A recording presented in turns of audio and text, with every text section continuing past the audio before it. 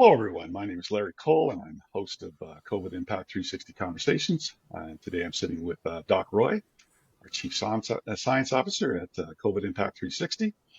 And it was 2 months ago that we did a video about the history of SARS CoV-2 and the COVID-19 virus. And from that long video, we got several really well-framed questions. So we're doing a single video per question. And we are up to number 5 on the questions. And this particular question came from Mary S. And she asks, could you please explain in more detail how the infectious diseases and viruses like SARS-CoV-2 are transmitted? I'm not sure that I understood you in the video. Many thanks. So Roy, take her away, buddy. Great question, Mary. And, there are many ways that a pathogen that can be transmitted, but essentially there are 8 common pathways. Okay? Those common pathways include vector-borne transmission. So think mosquitoes or ticks. And that's how from mosquitoes, you get malaria and dengue. Okay? Soil, water, and foodborne transmission is another mechanism. Okay? For different pathogens, but viruses included. Close contact transmission, so you're close to another individual. Airborne transmission, which is usually airborne aerosols and droplet nuclei that hang around in the air and you breathe them in. Fomite transmission, which is transmission from touching contaminated surfaces and then touching your face, your eyes, your nose, and your mouth, because a virus like SARS-CoV-2 can only enter the human body through your eyes, your nose, and your mouth. Okay, so the next is contact with bodily fluid transmission. Okay, this is the kind of transmission that we see with hemorrhagic fever viruses. So think Ebola.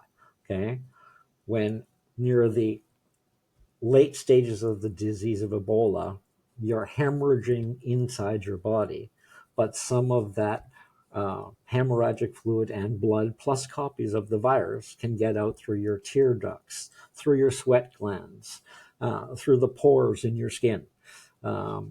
It can come out in just about any place that you can think of, including your sweat glands. And you can actually physically see it in some patients. And if you think about that kind of transmission, it happens mostly because of it's a virus that's normally only found in Africa. And the most recent was found in West Africa for the first time out of Central Africa in 2013 and 2014. And their funeral practices are for the village to get together and wash the body of someone who has passed away. And then they're wrapped in a sheet. And before they close the sheet over the face, almost all of the family members will line up and then kiss the forehead of the deceased before they are put into the ground and buried. And because this is a disease like Ebola, which is a hemorrhagic fever, they are exuding viruses everywhere on their skin. So both the practice of washing the body and then kissing the body ends up spreading the virus to essentially the whole village. And that's why Ebola can be an extremely nasty virus. The next type is direct or indirect fecal to oral transmission. Now, many diseases are transmitted this way. And here you might think I'm a little crazy, but one of the mechanisms that is a potential and very rare mechanism of transmissions for SARS-CoV-2 happens to come from when you defecate. There are full virus particles in your feces, in the stool, and when you get up and flush the toilet, if you don't close the lid, it's possible that 2 to 4 gallons of water that flushes down creates a swirl and then a plume of SARS-CoV-2 viruses that can rise into the air. And so it's such a habit with me now that most of my friends laugh at me, because even in my own home, after I go to the bathroom, before I flush the toilet, I always close the lid. And everybody just thinks that's hilarious. Why would you do that? It's simply because it is one mechanism of transmission that is possible with SARS CoV-2, but not probable. It's extremely rare. There are three of the mechanisms out of the eight that I listed that are definitely the methods of transmission for the SARS-CoV-2 virus. Okay, the first one is close contact transmission.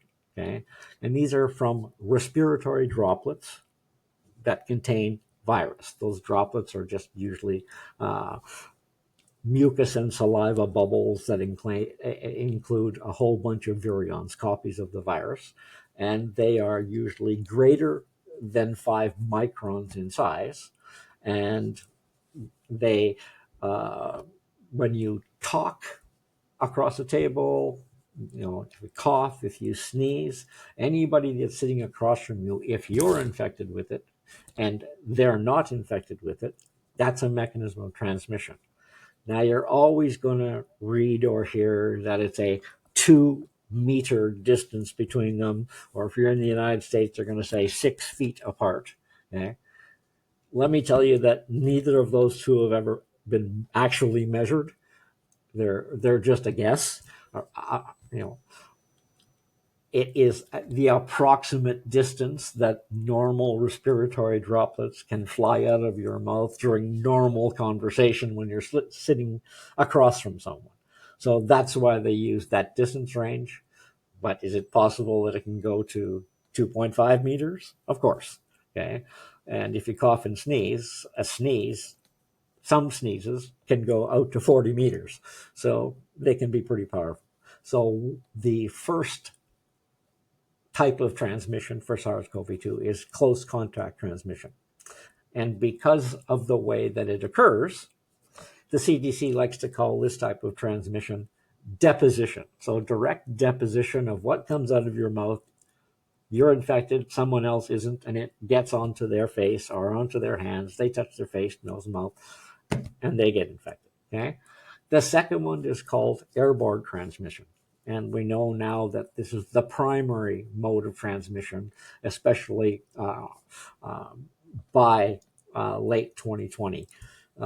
Airborne transmission includes airborne aerosols and droplet nuclei. Again, they're simply small little bubbles that come from your saliva and mucus that contain multiple little virions, but they are less than 5 microns in size. Very small and very light. So once those are released, they can remain suspended in the air, often attached to dust particles, but they don't have to be, but they can remain in for a great length of time. And in areas where there is poor air circulation, they can hang around for a long time.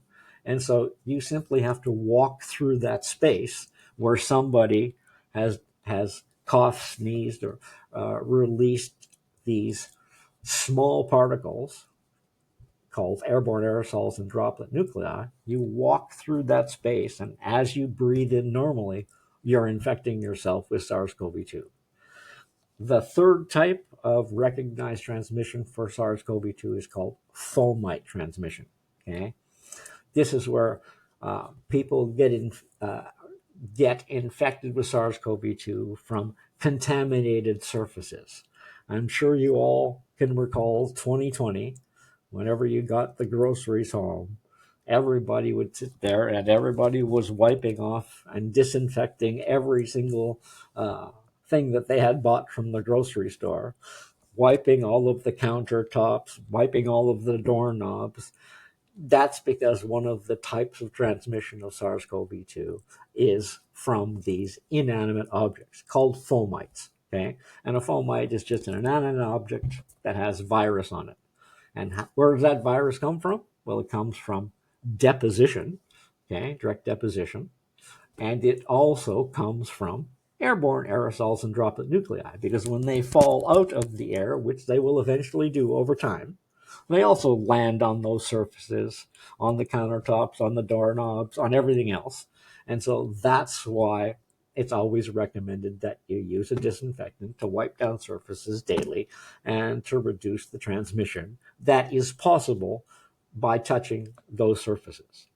Now, they don't live on the surfaces for all that long. It really depends on the surface they land on.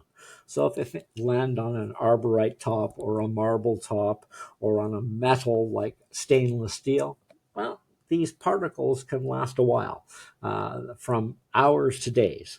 If they land on something like copper or something that's very porous, then the amount of time that they can stay infectious on those surfaces decreases.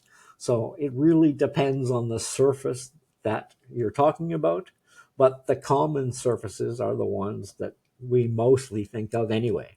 The countertops in the kitchen, the doorknobs that everybody uses, the handle on the toilet to flush the toilet, all of these commonly used surfaces can all become infected with SARS-CoV-2 virus. Okay?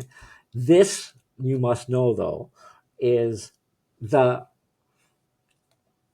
least likely of the common three that have happened. I don't think we need to be, washing down our groceries anymore. Now that we're into the 5th year of this pandemic, it remains a possible, and countertops and surfaces should be wiped with disinfectant daily, but no one should go crazy doing it because it likely accounts for less than 1% of the total transmission. The big transmitters are the airborne transmission, okay? And by the way, the CDC likes to call airborne transmission inhalation. So we had deposition from close contact, inhalation from the air, and when we're talking about fomite, the CDC simply calls that touching. So those are the 3 main types of transmission of SARS-CoV-2 out of the 8 types that are possible for different pathogens. I hope that answers the question to your satisfaction.